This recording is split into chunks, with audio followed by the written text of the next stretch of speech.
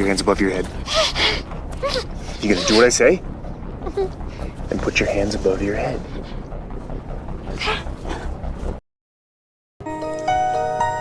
Halo bro, gimana kabar kalian? Sehat kan? Udah siap belum menyimak video film yang selalu menarik seperti senyuman dia yang selalu terbayang? Untuk film kali ini aku akan membahas film drama kriminal, merasakan berbagai macam emosi yang kompleks. Film yang disutradarai Stephen Cam ini berhasil mencuri perhatian para pecinta film drama kriminal. Langsung saja kita ke adegan filmnya. 3, 2, 1, and action!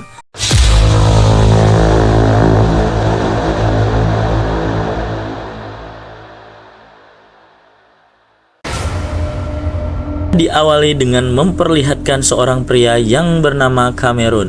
Terlihat dia sedang membungkus jasad wanita di dalam mobilnya, lalu ingin membawa jasad wanita itu ke dalam hutan.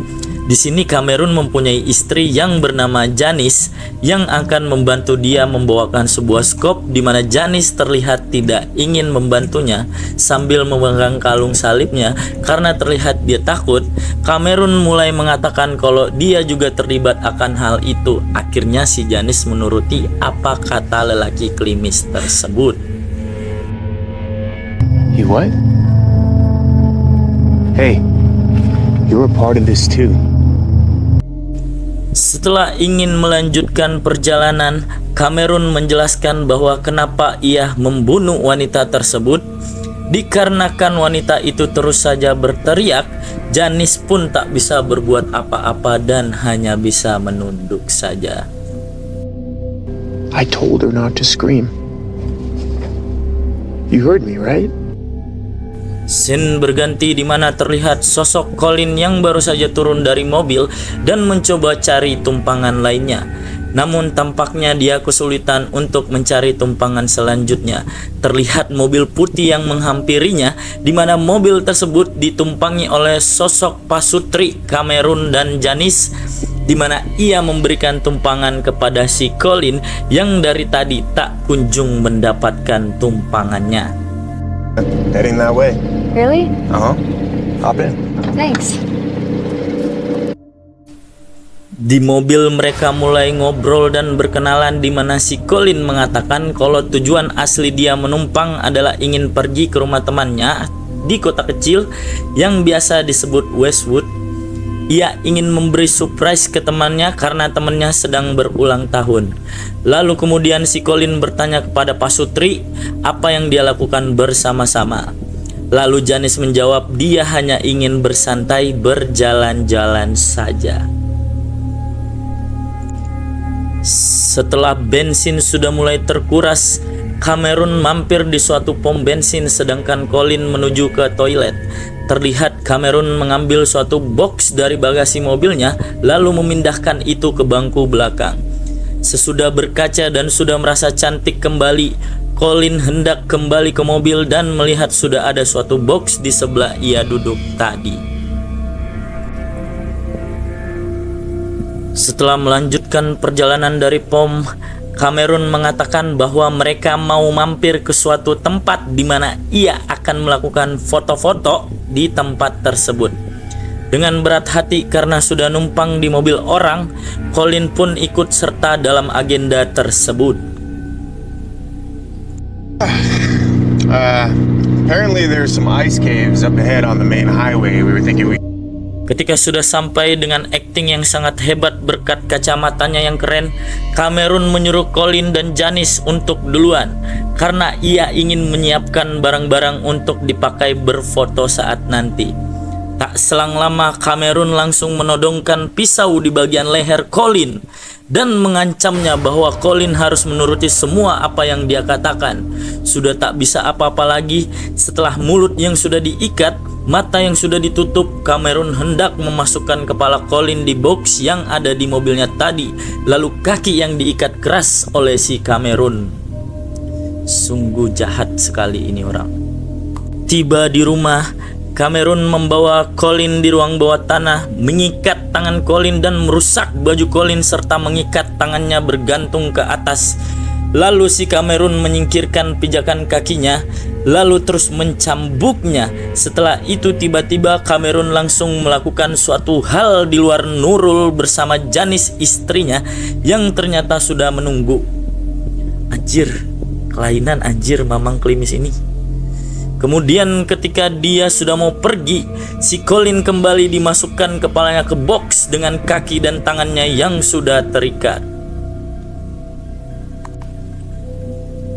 Tiba di hari esok, Cameron mengatakan ke Janice kalau ia akan mencoba melepaskan si Colin dalam beberapa hari ini. Terlihat si Janice tak bisa menahan suara Colin yang sangat bersedih. Ia menahan semuanya dengan memegang kalung miliknya. Mungkin kasihan, Janice menghampiri Colin lalu membuka kotaknya dan menanyakan bahwa jika aku melepaskan kamu, apa sih yang kamu lakukan? Colin menjawab kalau dia hanya ingin pulang dan dia berjanji kepada mereka untuk tidak melaporkannya ke siapapun itu jika dia dibebaskan. Saat Cameron sudah pulang, terlihat Janice yang mencoba cuek dan mendengarkan musik yang volumenya sudah max. Fokus kepada Cameron yang sudah berada di bawah tanah. Sebelum memberikan pispot minuman dan roti yang sudah terpotong, ia mengancam jika Colin berteriak keras, dia akan disiksa lagi. Lalu dengan suara yang sangat sedih, Colin bertanya kepada Cameron, sebenarnya apa sih yang telah terjadi? Kenapa kamu memperlakukan aku seperti ini? Lalu si Cameron menjawab dengan bahasa tubuh yang seakan ia tak bersalah, berkata, aku melakukan ini karena aku bisa. Cakep kali lo begitu. Lalu Colin membuang air kecil dan tak lama dia kembali disiksa dengan cara dicambuk oleh Cameron sama seperti kemarin. Terlihat sosok Janice yang sepertinya baik hati tidak mau mendengar suara tersebut karena kasihan. Lanjut dengan pasutri itu yang sedang berbincang di mana hal yang tak terduga kita lihat. Janice yang memfitnah Colin dengan menjelaskan ke Cameron kalau Colin akan melaporkan polisi jika dia dilepaskan olehnya. Benar kata orang, cewek itu susah ditebak sih. Benar. Lalu Janice mengatakan kalau dia tidak menginginkan Colin di sini. Tetapi Cameron berusaha menjelaskannya karena keberadaan Colin membuat Janice beruntung di mana Janice tidak usah repot untuk dicambuk lagi. Oh, jadi ternyata si Cameron nih suka main cambuk-cambuk gitu. Entah kenapa aku juga nggak tahu sih. Namun dikarenakan wanita, Janice mengatakan kalau dia tidak ingin Cameron melakukan hal-hal aneh kepada si Colin. Lalu si Cameron pun menyetujuinya. Pada esok hari Cameron membuat kotak di mana ukuran kotak ini berbeda dengan sebelumnya. Terlihat ia membuat kotak kayu yang bisa dimasuki oleh ukuran tubuh manusia dan memasang blower untuk membantu penyaluran udara. Lalu Colin dipindahkan ke kotak tersebut. Namun sebelum dipindahkan, Colin sempat bertanya kapan diriku aku akan go home, dan tidak mendapat jawaban dari Cameron sama sekali. Terlihat Colin yang sedang gelisah karena kotak yang dibuat sangat sempit. Ia pun tidur dan memimpikan ayahnya yang menampilkan sebuah larangan ayahnya untuk tidak ke Westwood dengan cara menumpang mobil orang tak dikenal. Namun dikarenakan umurnya masih kecil dan imut, Colin yang berusia 21 tahun tidak mendengarkannya karena merasa menumpang itu lebih keren dibanding naik bus yang menurut Colin itu sangat membosankan. Lalu Colin menangis dan berharap kalau semua ini bukan kenyataan. Tapi apa boleh buat, dia harus merasakan kepedihan yang ia buat sendiri. Pada hari esok kemudian, ayah Colin mendapat telepon temannya Colin dan menanyakan kabar Colin seperti apa. Di sini ayah dan kakaknya menyadari bahwa Colin sama sekali tidak pernah sampai ke Westwood. Lalu ayah dan ibunya langsung melapor ke polisi. Namun karena mereka belum memiliki tanda bukti, polisi tidak bisa bergerak begitu saja. Di sisi lain, Janice menghampiri ke Cameron dan memberitahu kalau dia sedang mengandung anaknya. Seketika mereka berdua bahagia sejenak. Namun Janice mengatakan kalau dia mau Colin dilepas aja karena dia tidak mau kalau anaknya di rumah bersama Colin. Namun Cameron menolak itu dengan alasan kelahirannya butuh waktu yang cukup lama. Pada hari ke-231 sejak Colin diculik, terlihat pasutri yang baru saja pulang dari hospital. Tetangganya, si pemilik kontrakan, memberitahu bahwa minggu depan dia harus masuk ke ruang gudang bawah untuk melakukan perawatan tungku pemanas. Di rumah, Cameron membaca tabloid dongeng yang membahas tentang perbudakan, yang mana itu menarik untuk ide baru dia agar bisa mencuci otak Colin. Lalu ia menyuruh Janice mengetik ulang surat kontrak pendaftaran seorang budak yang ada di tabloid tersebut, dan langsung menemui Colin di gudang bawah tanah. Mata Colin dibuka dan disuruh baca, lalu dijelaskan jika seorang budak yang kabur akan ditangkap dan mendapati hukuman dari organisasi tertentu bernama perusahaan.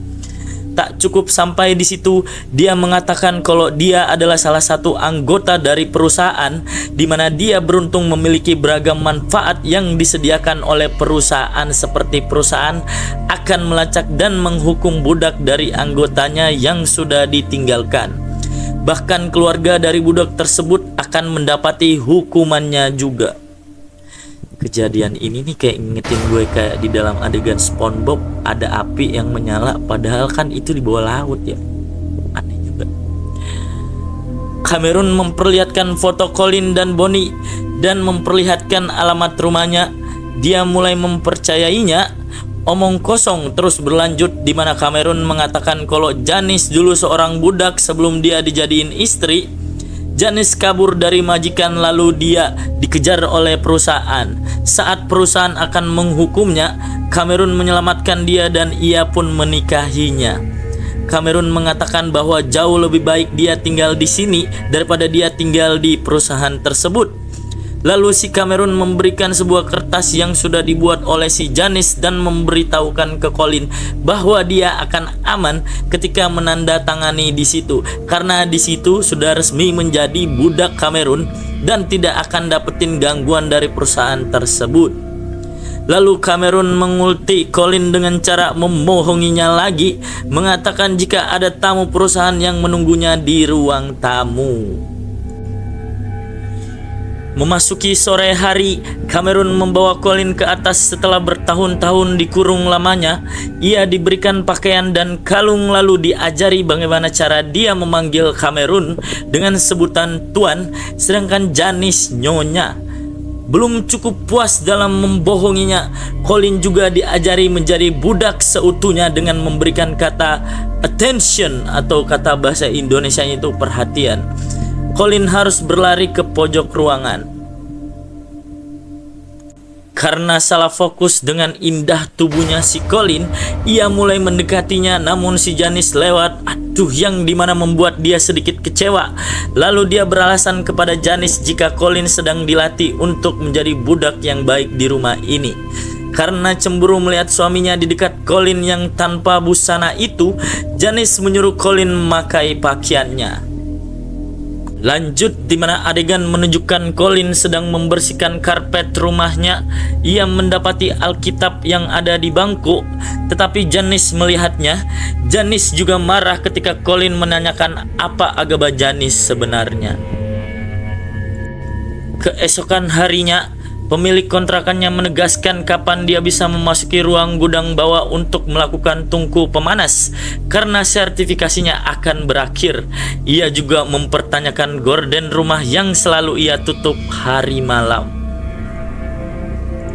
Setelah memasuki rumahnya, Cameron mengumumkan bahwa mereka semua akan segera pindah dari kontrakan ini. Usaha melindungi keberadaan Colin tetap aman. Setelah beberapa bulan terlewat, mereka berhasil pindah kontrakan baru, di mana lokasi tersebut tidak jauh dari kontrakan lamanya. Dan Janice pun mulai melahirkan anak yang bernama Amber. Setelah lahirnya si Amber, Colin disuruh keluar oleh Cameron yang diizinkan untuk menggendongnya.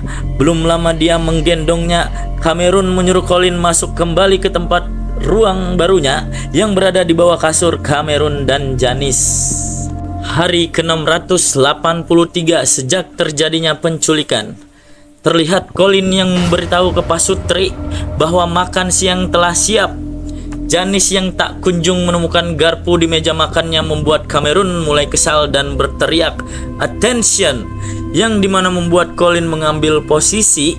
Lalu si Colin berkata jika garpu dan sendok sudah siap di atas meja. Namun Janice tetap memanasi suaminya sehingga dia kembali dicambuk. Setelah dihukum terlihat garpu yang dinaikkan kembali ke atas meja, dimana di sini kita tahu kalau si Janice berbohong akan hal itu. Di malam harinya Pasutri itu mengobrol. Janice bilang kalau Colin akan lari dari rumahnya karena Cameron sangat membebaskannya berkeliaran di rumahnya. Berganti scene. Di esok paginya Cameron kembali menyampaikan kebohongan kepada Colin. Dia bercerita pada saat rapat para anggota perusahaan kalau ada suatu budak yang berhasil lari dari majikannya. Namun perusahaan berhasil menangkapnya dengan bantuan polisi karena polisi adalah bagian dari perusahaan tersebut.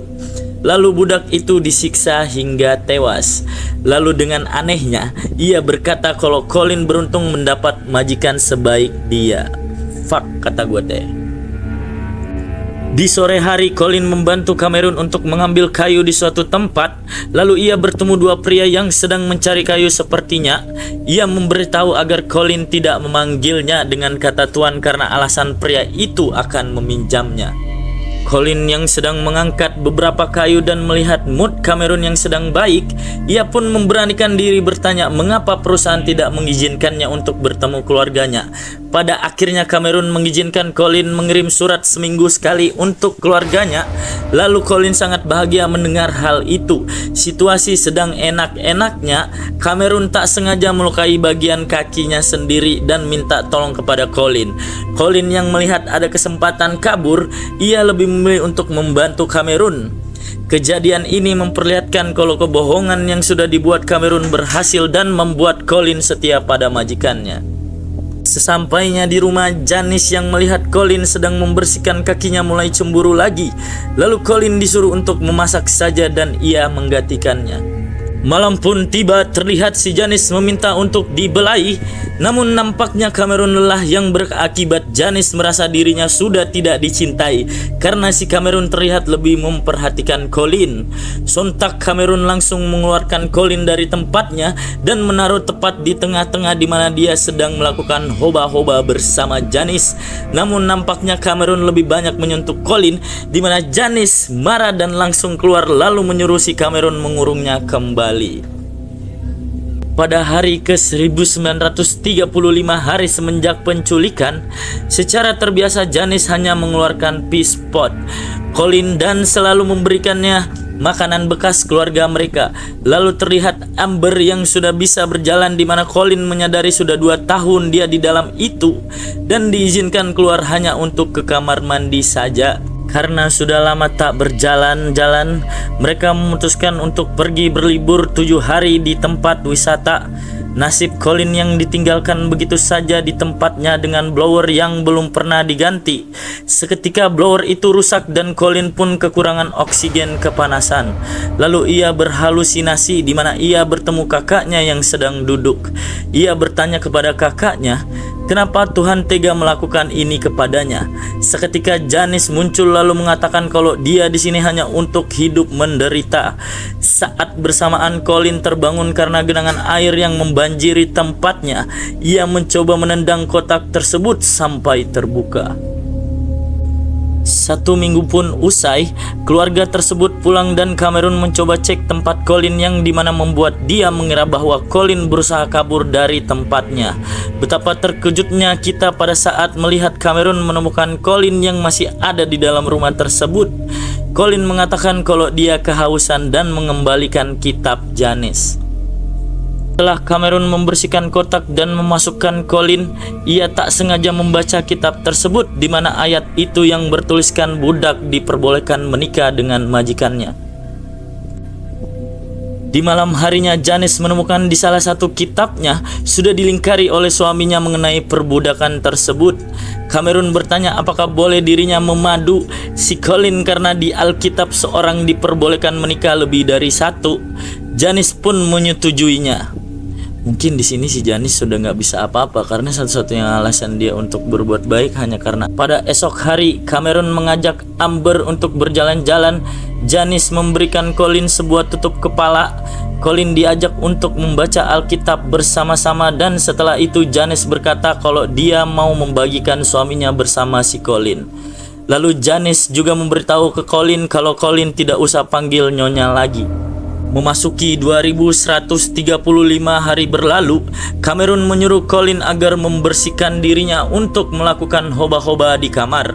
Setelah hoba-hoba, Cameron bercerita kalau sejak umur 5 tahun dia sangat gemar menggambar wanita sedang digantung, sehingga membawa perilakunya sampai sekarang. Colin bertanya apa yang ia lakukan ketika Amber sudah besar diperlakukan sama seperti dirinya. Cameron marah dan langsung memasukkannya ke tempatnya kembali. Tiba di hari esok, Colin, Janice dan Amber terlihat sedang di gereja. Sepulang dari gereja, Cameron menyuruh Colin untuk menyiapkan makanan, tapi Janice meminta untuk menemani dia dulu sehingga Cameron marah, lalu Janice pun dicambuk juga. Sesudah dihukum, Colin masuk dan mencoba membuat Janice tenang dari rasa sedihnya.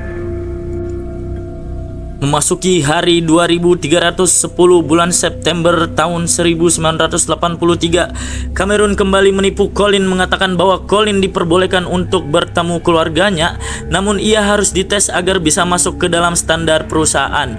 Cameron memberikan senjata lalu menyuruhnya untuk menembakkan ke mulut dia sendiri, lalu Colin hanya bisa mengikuti hal itu dan benar-benar beruntung senjata tersebut tidak ada pelurunya.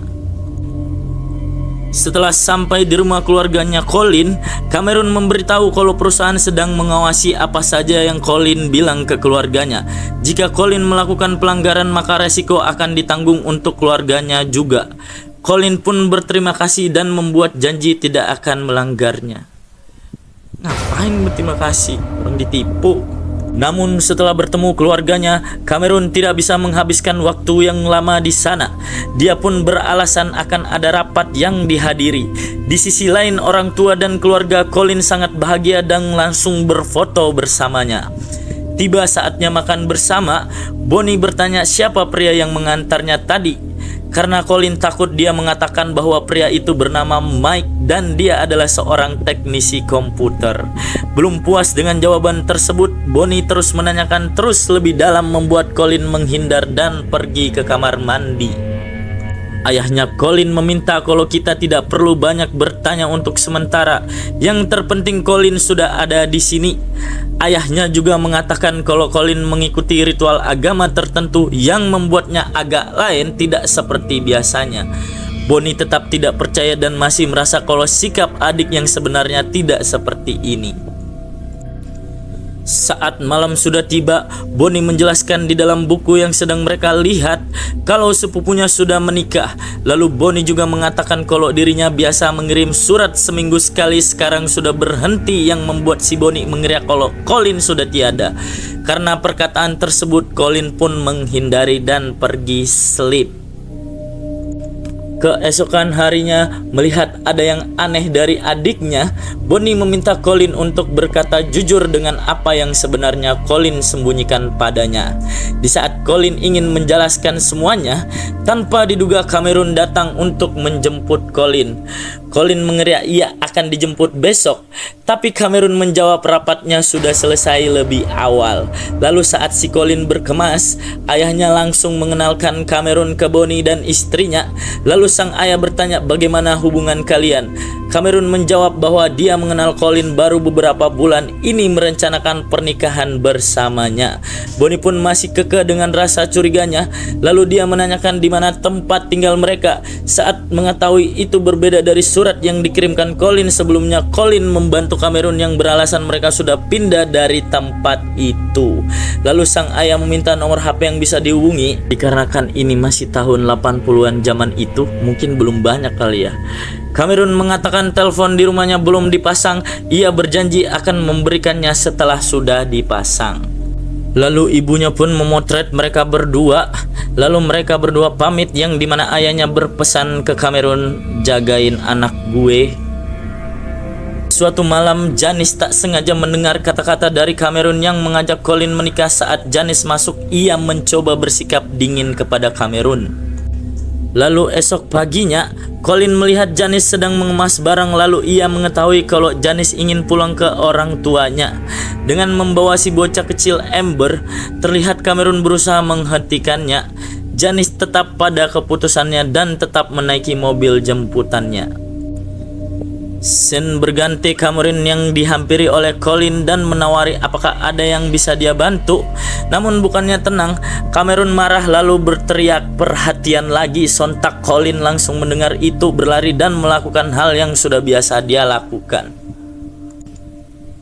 Di tengah kondisi hujan yang sangat lebat, ia membawa Colin ke suatu gudang yang ada di luar rumah, lalu pergi ke suatu tempat setelah mengambil tangga tersebut. Di sisi lain, Janice terlihat menangis sangat sedih seperti orang yang sudah menyesal melakukan kesalahan terbesar dalam hidupnya di dalam gereja tersebut. Di saat bersamaan, air hujan membanjiri gudang Colin yang membuat Colin terjebak, tak bisa apa-apa. Tak terduga terlihat Janice yang membantu Colin untuk membuka gedung itu dan membantu keluar dari situ di saat Cameron tidak ada di lokasi tersebut. Namun Colin berharap Janice masih di situ dan menemani Cameron yang sangat terpukul di saat dia pergi. Janice pun membalas dengan menjelaskan perlakuan Cameron kepada wanita yang sudah dikubur di tengah hutan. Saat Cameron pulang, ia mendapati Colin yang sudah hilang dari gudang. Kemudian ia mengambil skop dan mencoba mencuri Colin. Namun sangat disayangkan, Janice sudah mengantar Colin ke terminal bis yang pulang secepatnya. Karena sudah terbiasa dengan rasa tidak enak, Colin pun menawari dirinya untuk menemani Janice untuk kembali ke Cameron. Pada akhirnya Janice mengatakan yang sebenarnya Cameron tidak pernah bergabung dengan sebuah perusahaan. Itu semua hanya karangan yang membuat Colin menurutinya saja. Tanpa berlama-lama, Colin langsung segera naik di bus dengan hati dan pikiran tak menentu serta memikirkan bahwa dirinya sudah tertipu 2640 hari diperlakukan seperti budak oleh Cameron. Kemudian terlihat sosok Cameron yang menangis bersandar meratapi nasib yang sudah ditinggal oleh orang yang dia sayang. Beberapa hari kemudian, berkat laporan dari seorang Janice ke pihak berwenang, kejahatan yang dilakukan oleh Cameron akhirnya mulai terungkap. Cameron dinyatakan bersalah dan dihukum penjara selama 104 tahun lamanya. Kemudian di sisi lain, Janice mendapat kekebalan hukum dari pihak penuntut sebagai imbalan terhadap kejahatan kasus suaminya sendiri. Dan film pun tamat. Ya, satu kutipan yang kita ambil dari cerita ini adalah jangan gegabah jika orang tua sudah bilang tidak. Kalau sudah terlanjur melawan, kita pun sebagai anak akan tahu akibatnya. Terima kasih buat yang sudah menonton channelku. Jangan lupa subrek dan like ya guys, biar aku lebih semangat buat kontennya. Sampai ketemu di lain hari. Salam sehat. Assalamualaikum.